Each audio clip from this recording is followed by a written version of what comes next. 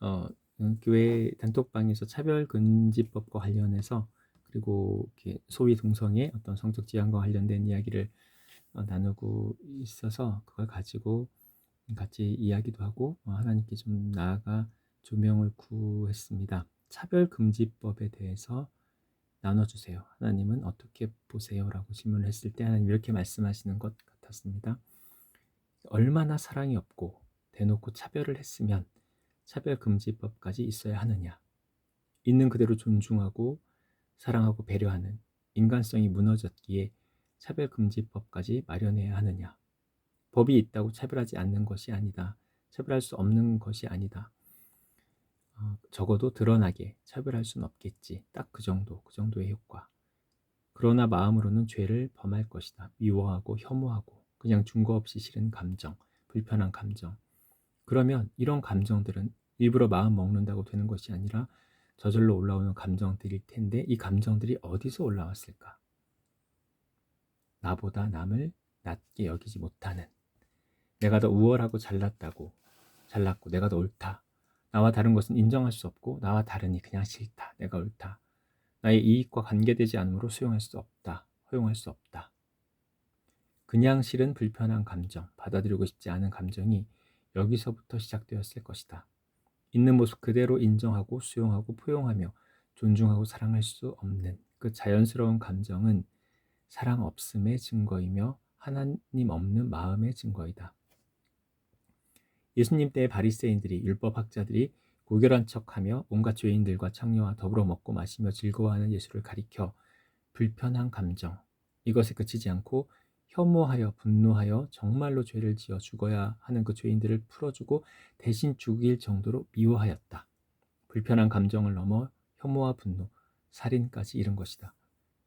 그들의 분노는 어디서부터 왔을까? 그들이 알고 있던 전통과 삶의 방식, 그리고 율법에 비추어서 이것에 어긋났으므로 그 삶의 양식과 너무나 다른 행보를 보이셨기 때문에, 그리고 그가 행하신 많은 기적과 이적 능력, 그리고 그분의 가르침, 그들은 예수님이 하셨던 그것을 행할 수도 없었고 예수님처럼 지혜롭게 가르치지도 못했으며 많은 무리의 인정도 받지 못했을 것이다. 그들의 우월함 앞에 예수는 많이 불편했을 것이다. 그들과 달라서 싫었을 것이고 불편했을 것이고 그들보다 우월하여 보이니 당연히 싫어했을 것이다. 그러나 누구도 예수님의 반박에 대응할 자가 없었다. 옳은 말씀만 하셨고 그것은 분명한 말씀이었기 때문이다. 그분의 말씀이 틀려서가 아니었다. 잘못되어서도 아니었다. 받아들일 수 없었기 때문이고 그들이 옳다고 여기는 것과 다른 말씀을 하셨고 다른 행보를 보이셨기 때문에 쉽게 받아들일 수 없었을 것이다. 우리가 느끼는 불편한 감정, 혐오의 감정도 이와 비슷하게 우리가 지금껏 내가 당연하다고 여겼던 일들이 당연하지 않다고 누군가 말할 때, 내가 옳다고 여겼던 것들이 이것이 전부가 아님을 보일 때 우리는 어떻게 할 것인가? 하나님의 관점으로 보고 옳은 것을 수용하고 옳지 않은 것을 판단하여 버릴 것인가? 아니면 불편한 감정을 밀어내고 반대하는 편에 설 것인가? 하나님의 관점으로 보기 원합니다. 이 차별금지법도 큰 테두리로 보았을 때 차별하지 않는 평등한 세상을 만들자, 그들이 소수라 할지라도, 차별받는 이들이 소수라 할지라도, 단 한 사람이라 할지라도 차별받지 않을 권리를 말하는 것, 이것은 좋은 것입니다. 필요한 것입니다. 무조건 불편하고 싫다고 해서 거부할 수 있는 것은 아닙니다. 차별금지법을 하나님의 관점에서 볼 때 하나님 이렇게 말씀하실 것 같습니다. 너희가 얼마나 배려가 없고 이기적이었으면 이러한 법까지 만들어야 하느냐. 편견 없이 볼 수는 없느냐. 있는 모습 그대로 인정하고 받아들일 수는 없느냐. 너희 앞에 이익만 생각하지 않고 너희 마음에 좋은 것을 좋은 대로 선택하지 않고 상대방의 입장에서 생각할 수는 없었느냐. 그러나 이것이 되지 않으므로 법까지 필요한 상황에 이르렀구나.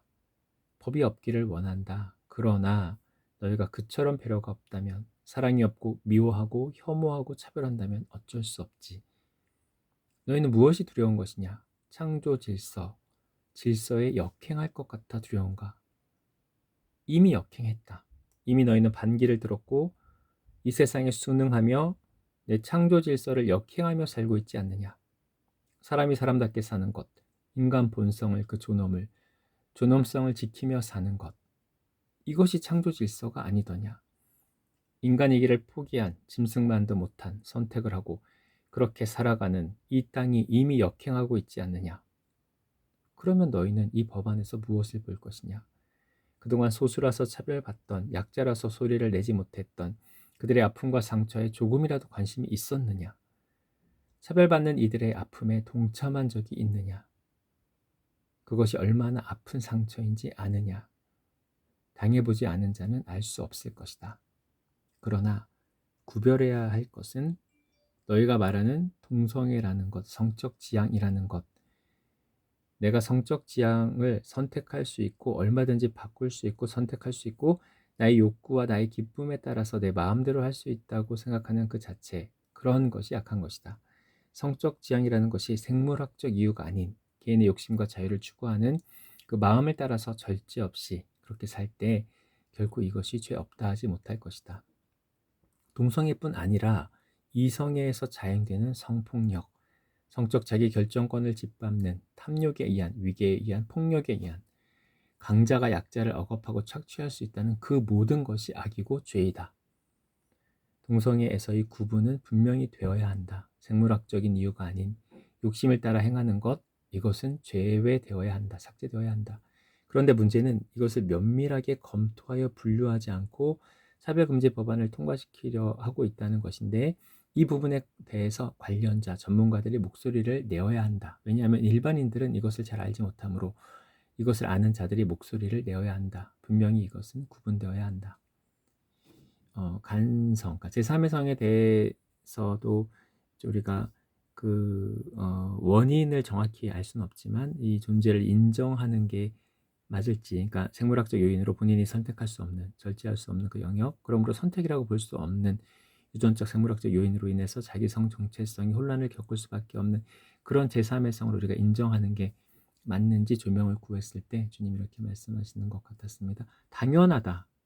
그럼 그는 어떻게 살아야 하는가? 남과 다르게 태어났다고 외면당한다면 선천적인 장애를 입고 태어난 것과 마찬가지로 존중받고 배려받아야 함에도 이것을 인정하지 않는다면 그는 삶을 선택할 수 없다. 죽으란 얘기다. 도와주어야 한다. 그가 사회 구성원으로 설 수 있도록 오히려 이것을 분명히 인정하고 적극적으로 도와줘야 한다.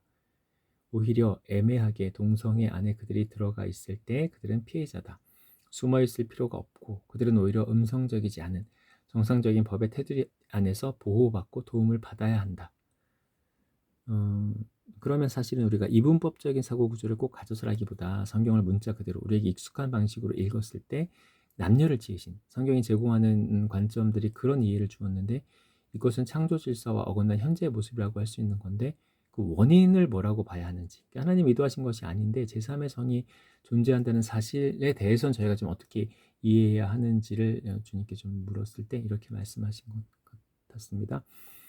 선천적인 장애를 입고 태어나는 것과 마찬가지로 여러 요인이 있고 이것이 무엇라 단정할 수는 없으나 생태계 파괴, 환경 오염, 사람의 욕심으로 인한, 결국은 이것들도 사람의 욕심으로 인한 하나님의 지으신 창조 질서의 무너짐의 일부이므로 근본적으로 따지자면 인간의 죄, 욕심, 이것으로 인한 피해라고 볼 수 있다. 오히려 그들은 피해자이며 돌보아야 할 약자이다. 그런데 우리가 동성애라고 뭉뚱그려서 그냥 자신의 욕심을 따라 성적 지향을 선택하고 동성애 행위를 하는 그들과 묶어서 보면 오히려 그들이 피해자가 되는 거고, 그들과 전혀 다르게 분리해서 봐야 될 약자인데 오히려 이것을 분리해서 그들을 돌아보지 않는 결과 그들이 오히려 그들 자신의 욕심을 따라 성적 지향을 선택하는 그들 동성애자들과 같이 어울릴 수밖에 없는 설자리가 없기 때문에, 그래서 그들도 적절한 도움을 받을 수 없고 오히려 동성애 행위에 더욱 빠질 수밖에 없는 죄의 구렁텅이로 우리가 몰아넣은 것과 같다. 어디에도 설 자리가 없으므로 어울릴 수 있는 곳, 나눌 수 있는 곳이 어디 있겠느냐. 그래서 그들이 그렇게 더 이제 좀 기울어져 가는 부분을 안타까워하시는 것 같았습니다. 이렇게 질문을 했는데 이어서, 그러면 현재 우리 많은 교회들, 아마 대형교회 중심으로 차별금지법에 반대하길 촉구하고 서명운동을 하는 이 모습에 대해서 어떻게 보십니까? 라고 주님께 조명을 구했을 때, 동성애에 대해서 관심이 없으므로 반대하는 것은 당연하겠지. 표면적으로 드러나고 보여지는 것만 알기 때문에, 깊이 알려고 하지 않았기 때문에, 그들이 어떻게 살아가고 무엇을 동성애라고 부를 것인지에 대한 깊은 이해도 없는 그들이 얼마나 이해할 수 있겠느냐. 당연한 현상이다. 조금이라도 무엇이 동성애이고 이것이 생물학적인 것인지 아니면 환경적인 것인지 그들이 어떻게 살고 있는지 어떤 생각으로 그렇게 살아가는지 알려고 했다면 단순하게 반대만 하지 않았을 것이다. 무관심의 당연한 결과이다. 그러면 한국교회에게 하시는 말씀. 성경으로 돌아가라. 너희가 성경을 몰라서 나를 모르는 것이고 내 마음이 어디에 있는지를 알지 못하는 것이다. 너희가 성경은 읽었으나 그것이 무슨 뜻이며 내 마음이 무엇을 이야기하고 있는지를 안다면 너희가 어떤 삶의 태도를 가지고 어떤 마음을 가지고 살아가야 할지를 알 수 있는 정말 놀라운 책이다.